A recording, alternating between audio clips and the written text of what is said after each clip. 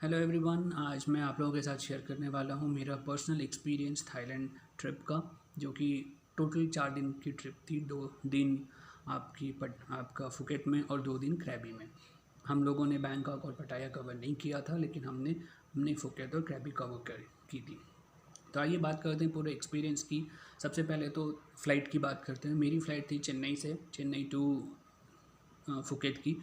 चेन्नई से फुकेट और कोलकाता से फुकेट की टिकट्स जो होती है फ़्लाइट की, वो बहुत सस्ती पड़ती है। और अगर आप सही टाइम देख के करें और कोई फेस्टिव सीज़न की ऑफ़र को कंबाइन करके करें तो आपको रिलेटिवली बहुत सस्ती पड़ेगी।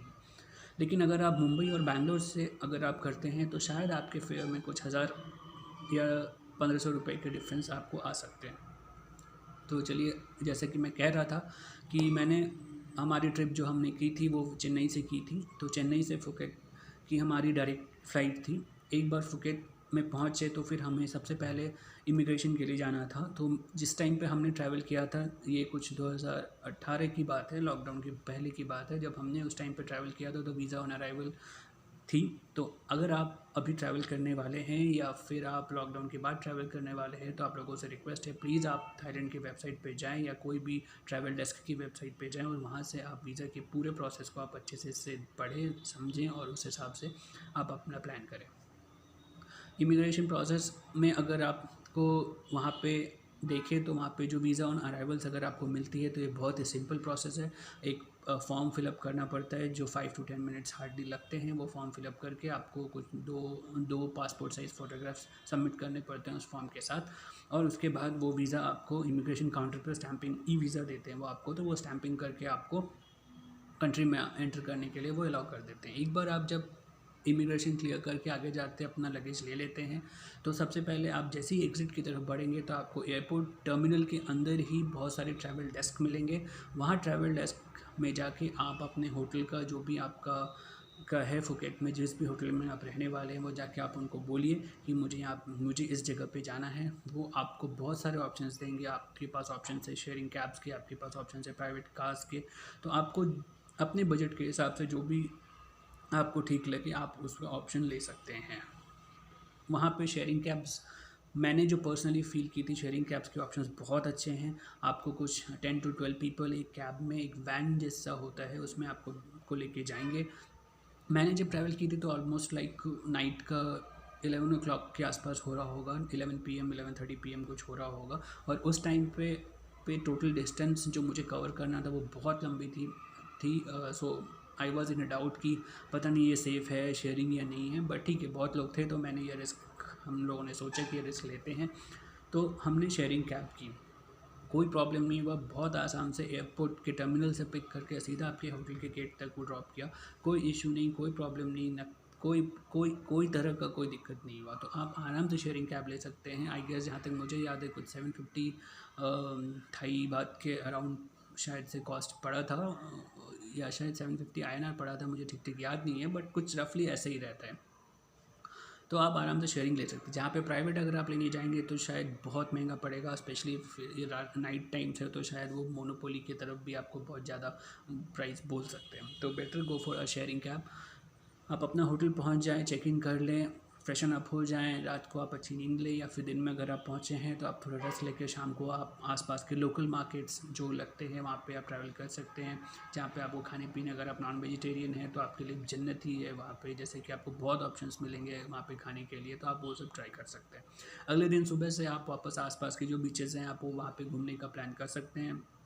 बीचेस जाने के लिए आपको अगेन लाइक जैसे हमारे यहाँ पे ऑटोज़ वगैरह होती है तो वहाँ पे भी अवेलेबल रहती है, तो आपको उनसे बात करके आप वहाँ पे वो ट्रैवलिंग कर सकते हैं शेयरिंग बेसिस पे है। या फिर आप अपने होटल से अगर आप बात करेंगे तो उनके पास अपना अपना एक शेयरिंग गाड़ी होती है जो कि टाइम टू टाइम जो है वो अपने होटल के लोगों को ही बीचेस पे ड्रॉप और पिकअप का फैसिलिटीज़ देती है। तो आप उनसे एक बार बात करके उनके टाइमिंग्स का पता कर लें, तो आप वहाँ के बीचेस को कर सकते हैं। शाम की तरफ में आप धीरे धीरे करके जो फुकेत का जो नाइट लाइफ है, जो स्ट्रीट है, बंगला स्ट्रीट, आप उसकी तरफ जा सकते हैं।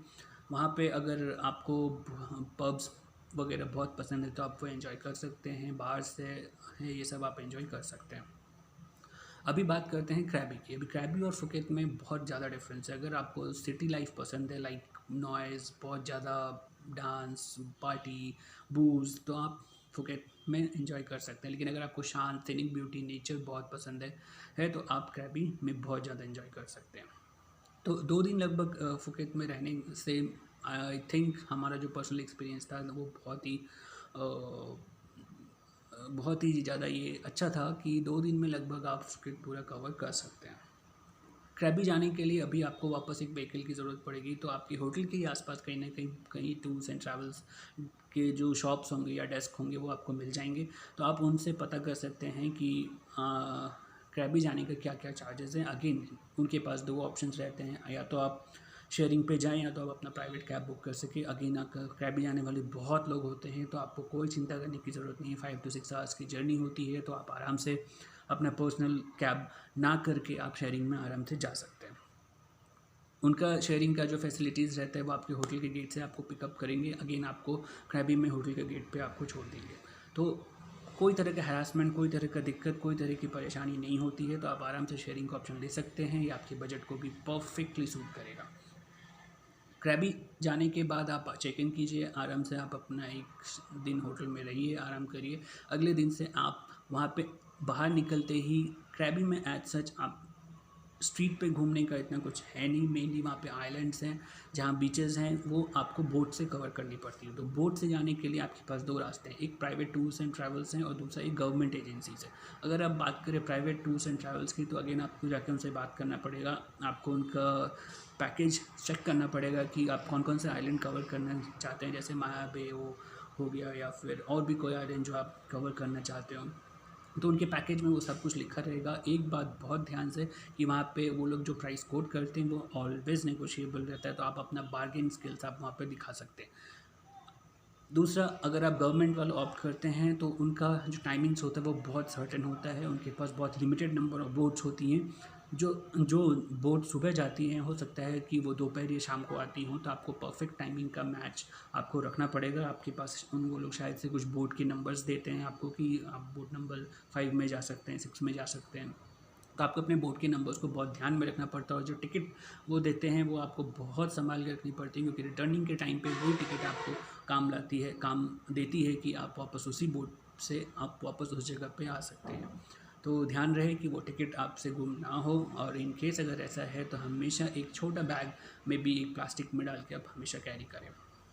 तो बहुत इजी है ट्रैवल करना थाईलैंड में। अगर आप सोच रहे हैं कि मैं किसी पैकेज को देखूं ऑनलाइन थाईलैंड जाने के लिए इंडिया से, जैसे कि बहुत सारे ट्रैवल एजेंसी से कैंसिल करूं, तो कोई ज़रूरत नहीं है। वो लोग बहुत एक्स्ट्रा चार्ज करते हैं।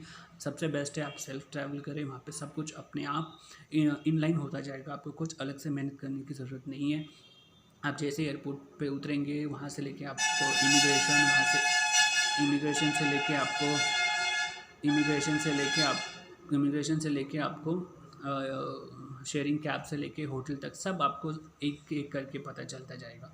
तो आपको कुछ घबराने की ज़रूरत नहीं है कि नहीं मैं वहाँ जाके कैसे करूँगा, क्या नहीं कर पाऊँगा। तो ऐसा कुछ नहीं है, बहुत लोग जाते हैं। आप जस्ट फॉलो करते जाएं और बहुत आराम से आपका ट्रैवल कंप्लीट हो जाएगा।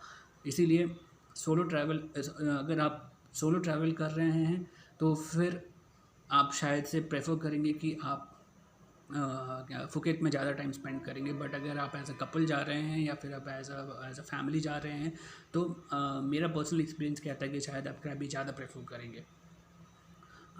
तो ये था इन शॉर्ट कि आप थाईलैंड कैसे प्लान कर सकते हैं, क्या क्या आपको देखना है। हाँ, बात करते हैं खाने की। तो खाना वहाँ पे बहुत ही बॉइल्ड तरह की खाना खाया जाता है। जैसे राइस बहुत ज़्यादा बॉइल्ड होता है, उनमें कोई तरह के स्पाइसी खाना नहीं आपको मिलेगा। बट हाँ, नॉनवेज अगर आप पसंद करते हैं तो आपके पास बहुत ऑप्शंस हैं नॉनवेज खाने के लिए। तो आप वो सब बहुत कुछ ट्राई कर सकते हैं। वहाँ पे लोकल मार्केट से लोकल सिटी टूर आप शायद कोई पैकेज में आप करना चाहें तो आप कर सकते हैं। वहाँ पे आपको बहुत सारे खाने के ऑप्शंस मिलेंगे, और कुछ कुछ जो लोकल साइट्स हैं, सिटी के जो साइट्स होते हैं, जैसे एक टॉल बुद्धा है, तो आप वो सब देख सकते हैं तो अगर आप देखना चाहें तो। उसके बाद अगर आप स्टिल आप थोड़ा सा जाना चाहते हैं आप बैंकॉक, तो शायद आप वापस से फ़्लाइट आपको लेना पड़ेगा। बट हमने बैंकॉक और पटाया कवर नहीं किया था, तो हम लोग सीधा क्रैबी से फुकेत वापस आए थे इंडिया वापस आने के लिए। तो वापस से हम लोगों ने शेयर्ड कैब करी थी क्रैबी से फुकेत के लिए। और टाइम फ़्लाइट का ध्यान में रखते हुए आपको उस अकॉर्डिंग आपको निकलना पड़ेगा। तो आप अपना टाइमिंग्स फ़्लाइट का देख लें, आप अपना शेयरिंग कैब्स को उस अकॉर्डिंग ही आप अपना बुक करें। अगेन आपको इमिग्रेशन करना है, बहुत सारे फॉर्मेलिटीज़ करने हैं, तो आपको एयरपोर्ट टाइम से पहले पहुंचना पड़ेगा ताकि आपको रश ना हो जाए और आप फ़्लाइट मिस ना करें। तो ये था इन शॉर्ट आपको थाईलैंड के बारे में। अगर आपको ये अच्छा लगा तो please subscribe Saurabh talks and wish you all the very best for a very happy trip.